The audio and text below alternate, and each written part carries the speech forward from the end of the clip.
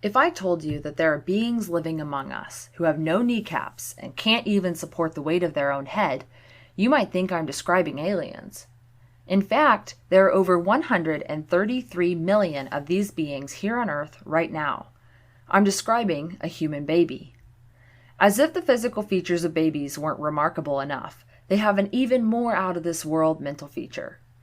Because babies can't survive on their own, they're born with the ability to attract and sustain the attention of larger and more powerful adults using a system of specific tools. Typical baby behavior that we take for granted is actually part of this designed system. The system includes 3 types of tools to bring an adult closer to a baby. Signaling behaviors, like smiling, which attract an adult to a baby. Aversive behaviors, like crying, which bring an adult to the baby to stop them. And active behaviors, like walking, which the baby uses to bring themselves closer to the adult. Babies don't prefer any one of these tools over the other. If anything, they will try different tools to determine which one will work to attract the attention of a particular adult. They might start by trying to make eye contact. If that doesn't work, they may transition to kicking their arms and legs. If none of the other tools work, the baby will eventually start crying.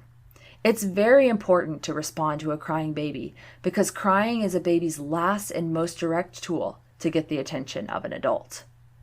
Sometimes an adult rarely or never responds to a particular baby's tools. When that happens, the baby eventually develops something called insecure attachment, which negatively impacts the baby across their lifetime. To learn more about attachment, watch my other videos linked below.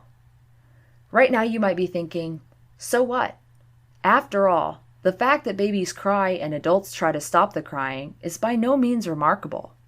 But just for a second, I'd like you to try to imagine something with me. Your friend is building a house and they've asked you for help. They have the tools and all they need you to do is respond when they ask you for something. They ask you for a wrench, but you aren't familiar with tools, so you hand them a hammer instead. If this keeps happening, even though you and your friend have the same goal of building a house, that goal can't possibly be achieved. You can think of your friend, the builder, as a baby.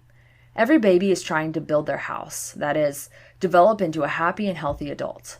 While we adults have the same goal for the babies around us, sometimes that goal isn't achieved because, for one reason or another, we don't give the baby what they're asking us for. When someone asks us for a wrench and we give them a hammer, the worst that can happen is we don't achieve the goal of building a house. But when a baby cries and we don't respond, we're actually putting them at risk of not becoming a happy and healthy adult.